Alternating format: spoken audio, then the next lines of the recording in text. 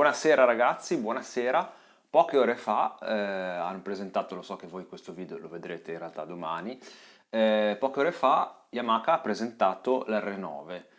Allora, siccome nel tornare a casa dal lavoro stavo facendo, lo so che è bruttissimo, ma non ho voglia ragazzi ogni volta di togliere i miei aggiustamenti che faccio nel casco per quando faccio le prove, quindi ve lo tenete così bruttino, lo so, fatevi una risata. Parlavo giusto oggi con un mio amico, cioè quando sono uscito da lavoro, insomma, che ho visto le fotografie e un po' la descrizione di questa, che è la R9, e ci stava un po', cioè questo video lo faccio non tanto per farvi vedere la moto, che potete andare a vederla ovunque online, perché chiunque ha pubblicato cose riguardanti l'R9, ma perché un po' il discorso che abbiamo iniziato a fare io e questo mio amico che ha la mia età, anzi qualche anno in più, e volevo sapere, visto che comunque molti follower miei hanno in realtà la mia età o anche di più, volevo sapere che cosa ne pensavate. Cosa ne pensavate più che altro del tipo di approccio che ormai le case adottano, quindi è un discorso un po' in generale sul motociclismo che abbiamo ormai oggi, perché moto di questo tipo un tempo, e adesso qua ho 3 schede aperte, e non è un caso se vi porto lei come esempio. Ragazzi, siamo nel 2008, potevo portarvi anche altri esempi di R6. Questa era la super sportiva per eccellenza, era una moto, la prima, vi ricordate, con lo sfondo, che poi era molto marketing, ma in quel periodo le moto così si vendevano come il pane, e avere una moto che aveva 20.000, aveva 20 di fondoscala nel contagiri, faceva tanto effetto e mi faceva comunque capire che è vero, a 20 non ci arrivava, ma girava tanto tanto tanto alta. Su strada era molto mortificata, ma chiaramente in pista, soprattutto per non fare dei cambi marcia, fare una curva e l'altra, o per giocare meglio con i rapporti, chiaramente moto così che comunque avevano un ampissimo range di giri più che di utilizzo, perché comunque si usava dagli 8.000 in su, se non anche i 10, era ovviamente tanta roba. Più che altro che si raggiungevano potenze incredibili, perché comunque, vabbè, questa adesso è data a 135 cavalli, ma credo con l'airbox in pressione in realtà ne aveva di meno, se non vado errato sui 124, 127. Poi dipende dalle varie annate, dalle varie normative euro, ma chi è che le aveva catalizzate queste moto? Abbiamo poi un altro esempio che vi faccio vedere fra poco, perché prima vi riparlo un attimo di lei, carina esteticamente, per carità molto carina, ma io già se guardo il forcellone che aveva l'R6 e poi guardo questo, si capisce già dove sto andando a parare. Sto andando a parare che questa moto è in realtà un MT-09. È vero, gli hanno irrigidito il telaio a spessori differenziati rispetto all'MT-09, avrà chiaramente una nuova idraulica, la forcella, perché deve far fronte uno a ovviamente una distribuzione dei pesi diversa, anche data dalla posizione di guida, ai semimanubri che sono non come quelli dell'R6, ma comunque sono sotto piastra, quindi non sono per intenderci come quelli dell'RS 660, quindi sicuramente una moto più portata ad andare in pista. Però ragazzi, il motore è tale quale quello dell'MT-09, e quindi il discorso che facevamo oggi con questo mio amico era che ai tempi si partiva dal fare super sportive, quindi facevi prima questo, cioè non questo, facevi prima questo e poi al limite ne derivavi una naked. Questo era il percorso che si faceva perché queste moto si vendevano. Oggi Yamaha più che altro era da un po' che ce l'aveva lì ed è stato ha osato, perché non è che queste moto qua vendono più, non sono più nei piani delle case. Sappiamo perfettamente che l'R6 per esempio è soltanto pista, e adesso anche l'R1 è soltanto pista.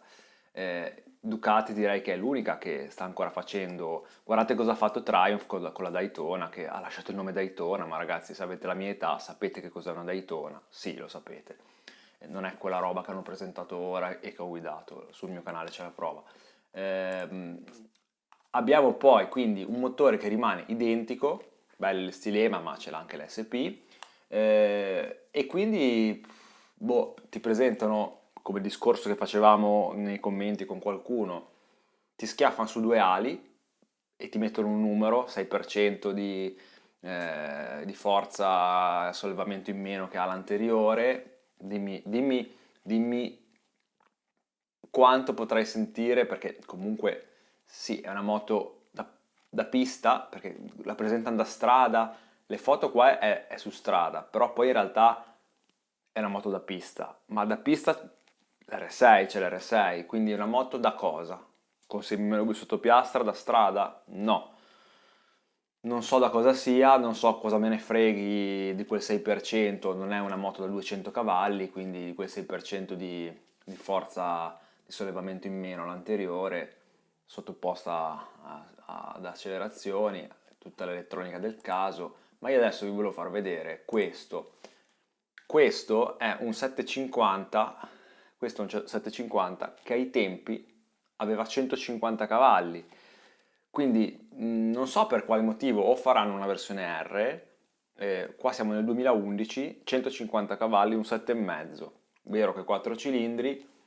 ma che cosa ha di più racing a livello di motore questa rispetto alla MT-09? Niente, niente, perché il motore è quello, gira uguale, i cavalli sono 119,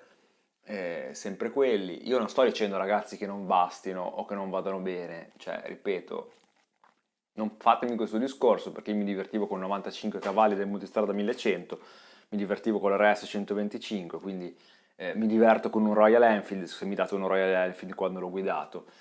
Sto dicendo che questa è che cosa? Una moto che scimmiotta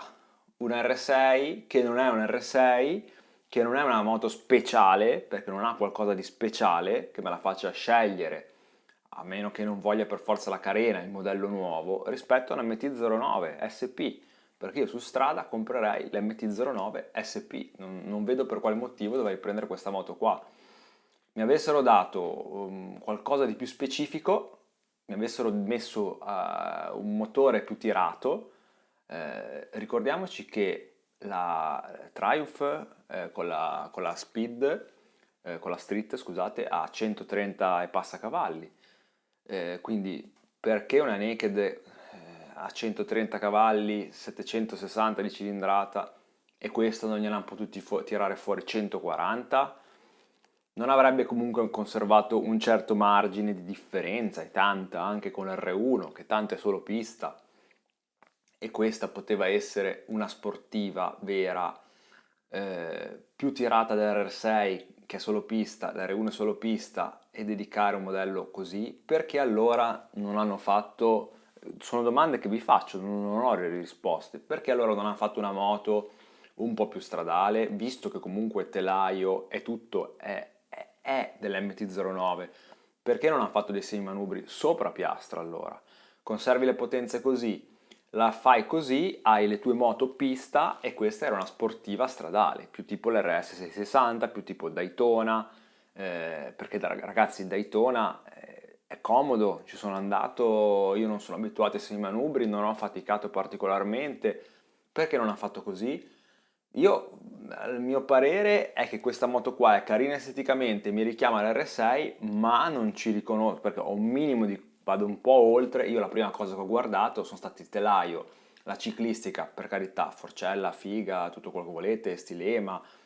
ma guardo poi in realtà che cos'è la carne e dico, è un MT-09, cioè è un MT-09 carenata. Cioè, allora io prendo una moto o più semplice, quindi naked, oppure prendo una moto veramente cazzuta, che non è questa secondo me, perché questa è la di estetica, come ho detto. Passeggero non ce lo puoi portare, comunque andarci al mare non ci vai, andare a farci un giro. Io non sono amante dei tre cilindri, quindi questo è un problema mio. Non lo so, non capisco esattamente, sicuramente tanto è una moto destinata comunque a piccoli numeri, quindi diciamo che e l'hanno fatta soprattutto, sì, hanno fatto un taglia e cuci per quanto riguarda sicuramente il discorso del telaio, perché si hanno rivisto delle rigidità, eccetera, ma già il forcellone non lo hanno toccato, cioè si vede che è il forcellone di quello, la linea di scarico è quella, cioè la moto è quella. Io però ragazzi, quando penso a questi bombardoni qui, che comunque questa era anche una di quelle comode, e quindi non lo so, boh, così, volevo, visto che, ripeto, visto che questa voleva essere una chiacchierata e volevo sapere, come ho saputo e come so, i discorsi che ci siamo fatti io e il mio amico ieri, ero curioso di sapere anche i miei follower che cosa ne pensano di questa nuova creatura. Non fermatevi ragazzi all'aspetto estetico, perché l'aspetto estetico, boh, secondo me, cioè, che cosa le vogliamo dire a distanza di... Che cosa le vogliamo dire a questa giapponese qua? Si può dire qualcosa quando tutte le giapponesi o quasi vengono quasi tutte dimenticate